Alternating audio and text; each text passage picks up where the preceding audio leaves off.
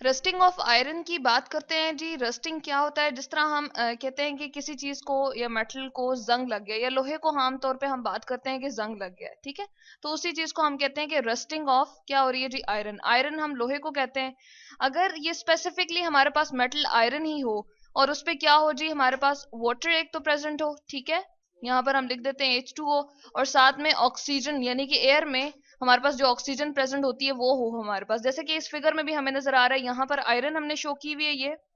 जो हमें greyish colour की नजर आ रही है, उसके ऊपर वाटर की एक लेयर हमें नजर आ रही है, और ये इन्वायरमेंट के अंदर ऑक्सीजन गैस प्रेजेंट है। तो इस केस में जो इस मेटल का हम कह सकते हैं कि ब्राउनिश इसकी जो कंडीशन हो जाती है, जिस तरह के हमें ये कील से नजर आ रहे हैं, आयरन नेल से नजर आ रहे हैं जी, इसके ऊपर क्या हो रहा है कि एयर की मौजूदगी में और वाटर की मौजूदगी में इसको जंग लगना शुरू हो गया। तो इसकी हालत, इस वाले लोहे की हालत बिल्कुल इस तरह से होना शुरू हो जाती है, और वो कुछ अरसे बाद जो है खराब हो जाता है, और हम कहते हैं कि इसमें ब्रेकेज या टूट फूट का ये शिकार हो जाता है। तो इस चीज को हम कहते हैं रस्टिंग ऑफ आयरन। इसको दूसरे लफ्जों में, अगर हमारे पास कोई और मेटल हो, ठीक है, उसके साथ अगर यही प्रोसीजर हमारे पास चल रहा हो, तो उसको हम कहते हैं जी करोजन, ठीक है। और करोजन क्या होता है जी, हमारे पास ये बहुत ही स्लो प्रोसेस होता है, जिसमें मेटल बिल्कुल जो है वो टूट फूट का शिकार हो जाती है और टूटना शुरू हो जाती है, और आखिरकार जो है उसकी जो लाइफ होती है, या जितने अरसे तक वो रह सकती थी मेटल, वो कम हो जाती है और वो जल्दी खत्म होना शुरू हो जाती है। तो इसको हम ये भी कह सकते हैं कि ये स्लो प्रोसेस है, ठीक है जी। और ये क्या होता है, इसमें मेटल हमारे पास स्लो प्रोसेस दे रही होती है, उसके ऊपर वाटर और एयर की प्रेजेंस की वजह से बाहर की जो सराउंडिंग हमारे पास एनवायरनमेंट की कुछ कंडीशंस ऐसी हो जाती हैं कि उसमें नमी आ जाती है, और ऑक्सीजन चूंकि ज्यादा क्वांटिटी में प्रेजेंट है, तो स्लो प्रोसीजर इसके ऊपर चल रहा होता है किसी भी मेटल के ऊपर वाटर और एयर की प्रेजेंस में, और उसको हम क्या कहते हैं जी, वो ईटन अवे हो जाती है, यानी कि वहां से उसकी हालत जो है वो क्या हो जाती है, वो खत्म होना शुरू हो जाती है, यानी कि ईटिंग अवे इसको हम लिख देते हैं।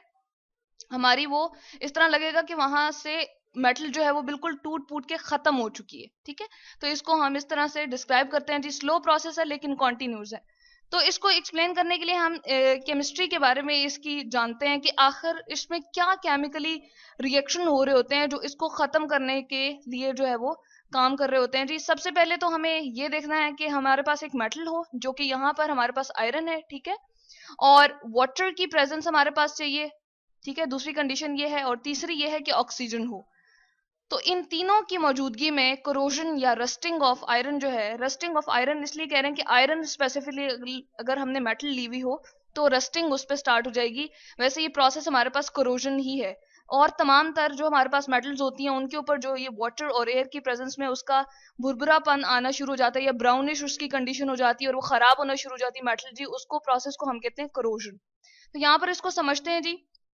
सबसे पहले जहां पर अक्सर ये भी होता है कि अगर हमारे पास कोई मेटल के ऊपर स्टेन लग जाए, जिस तरह दाग धब्बा हम कहते हैं, और यूजुअली हमारे पास स्टेन जो होता है वो लिक्विड फॉर्म में होता है, वाटर की प्रेजेंस वहां पर हो जाए, ठीक है जी, या उसके ऊपर कोई हम कह सकते हैं कि उसको क्रैक आ रहा है, क्रैक उसमें पड़ना शुरू हो गया है, या कोई उस पर डेंट पड़ गया है, ठीक है। तो वहां पर पानी की मौजूदगी जैसे ही होगी और ऑक्सीजन भी उसको ज्यादा मिल रही होगी, तो यहाँ वहां से उसकी कंडीशन इस तरह से होना शुरू हो जाएगी, और वो वाला पोर्शन उस आयरन का या उस मेटल का क्या बन जाएगा जी, एनोडिक साइड बन जाएगी, ठीक है। और एनोड पे हमारे पास जो आयरन मौजूद थी, हम कहते हैं कि एनोड पे हमेशा क्या होता है जी, ऑक्सीडेशन हो रही होती है, ठीक है। तो ऑक्सीडेशन के लिए हम यहाँ पर केमिकल रिएक्शन ले आते हैं। जो आयरन हमारे पास प्योर सॉलिड की फॉर्म में था, वो यहाँ पर क्या रिएक्शन देगा जी, यहाँ पर हम ले आते हैं, ये रिएक्शन हो रहा होगा इस वाली जगह पर, ठीक है जी। क्या होता है, सॉलिड जो आयरन था हमारे पास वो किस में कन्वर्ट हो जाएगा, एक्वस फॉर्म में, और अपने अंदर से दो इलेक्ट्रॉन को रिमूव कर देगा। यहाँ पर ये जो इलेक्ट्रॉन हमें नजर आ रहा है, ये दो इलेक्ट्रॉन यहाँ से मूव कर जाएंगे, अपने अंदर से आयरन जो है वो दो इलेक्ट्रॉन को निकाल देगा और खुद जो है Fe2+ में चेंज होके इस एक्वस कंडीशन में चला जाएगा। यहाँ पर लिख देते हैं जी, कोई भी चीज जो वाटर के अंदर प्रेजेंट हो या वाटर के साथ उसका जो है हम देखें कांटेक्ट आ रहा हो, तो उसको हम एक्वस फॉर्म में लिखते हैं।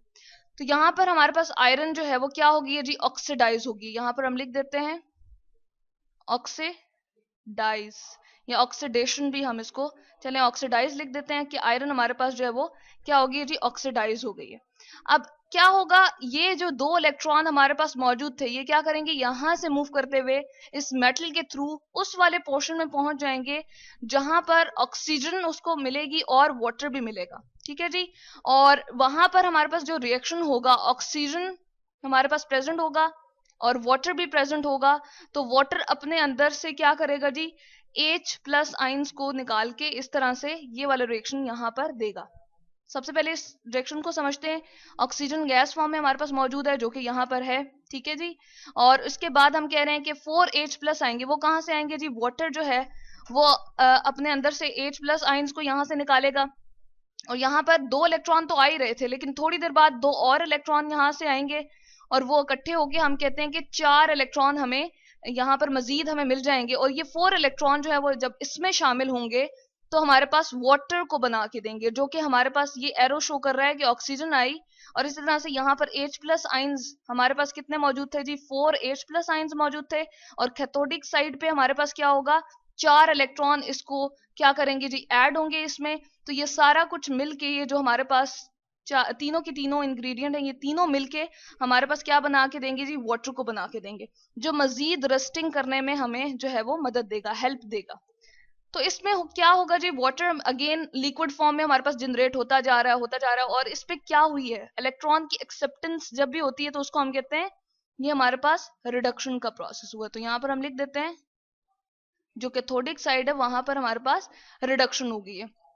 अब ये वाटर क्या करता है, मजीद जो है ये जो Fe2 प्लस आइंस हमारे पास बन चुके थे, ये ऑक्सीजन के साथ रिएक्ट करके Fe2O3 दे देते हैं। तो यहां पर हम लिखते हैं जी, इसका केमिकली जो कंपाउंड बन जाता है वो हमारे पास ये बनता है जी, ठीक है। ये जो रस्ट आपको नजर आ रहा है, ये असल में क्या है, इस वाटर मॉलिक्यूल को अपने साथ अटैच करेगा। जितने भी हमारे पास एक्स लिए लिखा हुआ हमें नजर आ रहा है, ये 2 वाटर मॉलिक्यूल भी हो सकते हैं, 4 भी हो सकते हैं, 1 2 3 से स्टार्ट होके इसकी बहुत सारी हमारे पास जो है वो वाटर मॉलिक्यूल हो सकते हैं। यहाँ पर 1 भी हो सकता है, 2 भी हो सकता है, 3 भी हो सकता है। तो डिफरेंट हमारे पास वाटर मॉलिक्यूल इसके साथ जब अटैच हो जाते हैं और हमारे पास क्या कंपाउंड बन गया जी, ये 2 हमारे पास Fe2 जो थे वो यहाँ से 2 आयरन आएंगे, Fe2 प्लस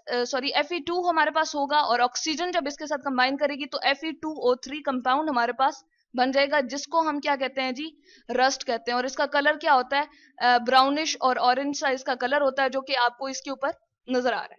तो ये है जी इसकी केमिस्ट्री जो रस्टिंग ऑफ आयरन में हमें नजर आती है कि आयरन के ऊपर कोई भी क्रैक पड़ गया या स्टेन पड़ गया या हम कह सकते हैं कि डेंट पड़ गया, तो वहां से क्या होगा, उसकी ऑक्सीडेशन स्टार्ट हो जाएगी, एनोडिक वो साइड बन जाएगी आयरन की, और अपने अंदर से 2 इलेक्ट्रॉन को और उसके बाद दोबारा से 2 इलेक्ट्रॉन को निकाल देगी अपने अंदर से। और क्या हो रही है जी, ये उसकी ऑक्सीडेशन हो रही है, अपने अंदर से इलेक्ट्रॉन को रिमूव करके और Fe2 प्लस में चेंज हो रहा है और ऑक्सीजन इसके साथ कंबाइन करेगा तो ये कंपाउंड बन जाएगा जो है हमारे पास Fe2O3। और ये जो 4 इलेक्ट्रॉन हमारे पास थे ये दूसरी साइड पे चले जाएंगे, कैथोड साइड पे, और H प्लस आइन जो कि वाटर के अंदर से हमारे पास मौजूद हो गए थे, यहाँ पर आए थे और ऑक्सीजन के साथ, एक्सेस ऑफ ऑक्सीजन के साथ कंबाइन करके और 4 इलेक्ट्रॉन को अपने अंदर ऐड करके रिडक्शन का प्रोसेस देके वाटर की क्वांटिटी को यहाँ पर प्रेजेंस को जो है वो बढ़ाएंगे। और जैसे ही वो वाटर की क्वांटिटी Fe2O3 के साथ कंबाइन करेगी तो ये ब्राउनिश कलर की आपको रस्ट आयरन की सतह के ऊपर नजर आने शुरू हो जाएगी। यही वजह है कि वाटर की क्वांटिटी मजीद बढ़ती रहेगी और ये प्रोसेस चलता रहेगा और नतीजतन ये सारा का सारा जो हमारे पास लोहा होता है वो इस कंडीशन में ब्रेकअप होता रहेगा, टूट फूट का शिकार हो जाएगा। तो इसको कहते हैं जी हम रस्टिंग ऑफ आयरन।